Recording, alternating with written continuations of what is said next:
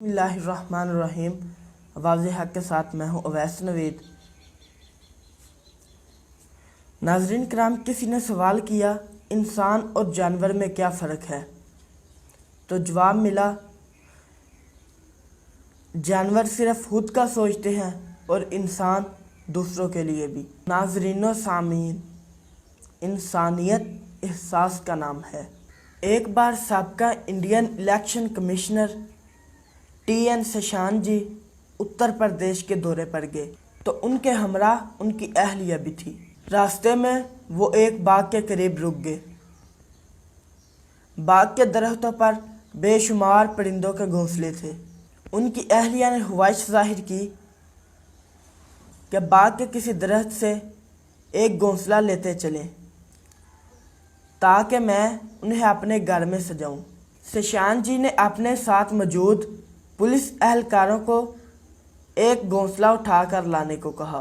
Police वालों ने एक लड़के से जो करीब में ही गाय चरा रहा था उसे 10 रुपये देते हुए कहा कि किसी दरख्त से एक घोंसला ले आओ, लेकिन वो लड़का घोंसला लाने के लिए तैयार नहीं हुआ। TN शेषान जी ने पुलिस वालों को कहा कि 10 के बजाय 50 रुपये दो, लेकिन लड़का फिर भी तैयार नहीं हुआ। लड़के ने शेषान जी से कहा, जनाब, घोंसलों में परिंदों के बच्चे हैं। जब परिंदे शाम को खाना लेकर लौटेंगे तो उन्हें अपने बच्चे ना देखकर बहुत दुख होगा। इससे कोई फ़र्क नहीं पड़ता कि आप मुझे इस काम के लिए कितना मुआवजा देते हैं, मैं किसी घोंसले को तोड़कर नहीं ला सकता।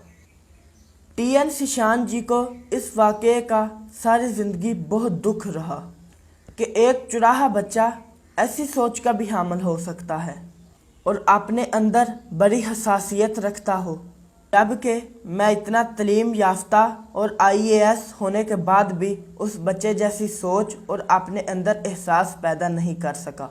वो हमेशा ही रंजीदा रहे कि उनमें वो हसास फितरत क्यों पैदा नहीं हुई। तालीम किसने हासिल की, मैंने या उस बच्चे ने? उन्हें शिद्दत से एहसास रहा कि उस छोटे बच्चे के सामने मेरी तालीम और मेरा IAS होना बिल्कुल हेज था। गोया उनका कद उस छोटे बच्चे के सामने सरसों के दाने की मानद था। तालीम, समाजी मकाम और मुआशरती हैसियत इंसानियत का मेयार नहीं है। महज बहुत सी मालूमात जमा कर लेने को तालीम नहीं कहा जा सकता। ज़िंदगी तभी खुशगवार है जब इंसानियत के तय हिकमत, शफ़क़त और ज़हानत का पता देती हो। नाज़रीन कराम, आज अपने टॉपिक की तरफ आते हुए बात करते हैं वज़ीर आला पंजाब उस्मान बुज़दार के आबाई हल्का इंतखाब तहसील हेडक्वार्टर तोसा शरीफ की, जहां मुफलस और मजबूर बिनते हवा की ज़िंदगी को हवस के पुजारियों ने अजीरन बना दिया, जिसकी नेक नामी ईमानदारी की मिसालें हर अपना बेगाना देने से कभी कबाहत महसूस नहीं करता था। आज उसी बिनते हवा का जिनसी इस्तेहसाल करते हुए उसकी मुफलसी को निशाने इबरत बनाकर अपनी रोनियत की कामयाबी के गुनगुना कर फख्र महसूस कर रहे हैं। आज इसी हवाले से मेरे साथ बात करने के लिए लाइन पर मौजूद हैं तज्ज़िया नगार नवीद भट्ट अवैसी साहब। अस्सलामुअलैकुम। वालेकुम सलाम। भट्ट साहब, रियासत मदीना की दावेदार तब्दीली सरकार की हुकूमत में यह सब क्या हो रहा है?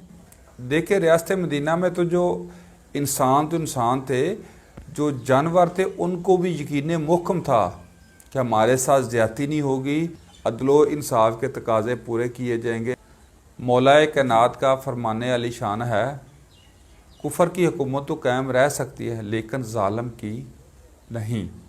जो रियासत मदीना की दावेदार तब्दीली सरकार की आपने बात की, खान साहब के मुतल्लिक़ बड़ी माजरत के साथ मैं एक ही बात अर्ज़ करूँगा, जैसे मुर्गा अजान तो देता है मगर नमाज नहीं पढ़ता, ऐसे ही तब्दीली सरकार का हाल है। वादे तो करते हैं लेकिन वफा नहीं करते। मैं आपको बताता चलूँ, सान्या साहिवाल से लेकर सान्या मोटरवे तक कोई ऐसे इकदाम मेरी नज़र से नहीं गुजरे جس کی وجہ سے ملزمان کو نشان عبرت بنایا گیا ہو۔ حالیہ دنوں میں شہر اقتدار میں جو ظلم و زیادتی کی گئی اس کی میرے خیال میں زمانہ جاہلیت میں بھی کوئی مثال نہیں ملتی۔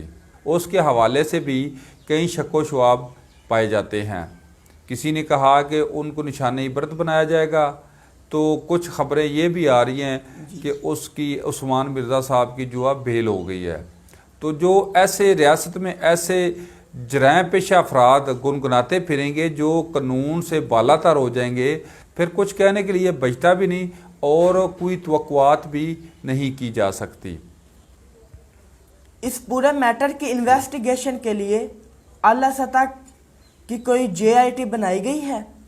دیکھیں، فیصلے خود بولتے ہیں۔ کوئی بھی فیصلہ میرٹ پہ ہو، نیک نیتی پہ ہو، وہ اپنی مثال خود رکھتا ہے۔ لیکن عثمان بزدار صاحب کے حلقہ انتخاب میں کوئی ایسی بھی مثال نہیں مل رہی جس کو کم از کم قانونی تقاضے پورے کر کے جو مظلوم ہے، جو 2 سال سے چیخو پکار کر رہی ہے، اس کو کم از کم اس کے دکھ کا مداوع کیا جائے یا اس کے آنسو ہی پوچھے جائیں۔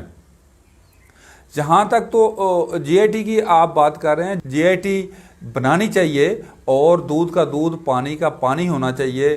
جو اس میں شریک جرم ہیں ان کو کیفر کردار تک پہنچانا چاہیے۔ میں بھی اس میں اسٹاف نرس کی کوئی غلطی ہو، یہ اس کی جولی میں ڈالنی چاہیے۔ بھی مظلوم کے ساتھ ظلم ہو تو پھر ہی وہ چیختا ہے، پھر بھی وہ بل بلاتا ہے، اپنے انصاف کے لیے جدوجہد کرتا ہے۔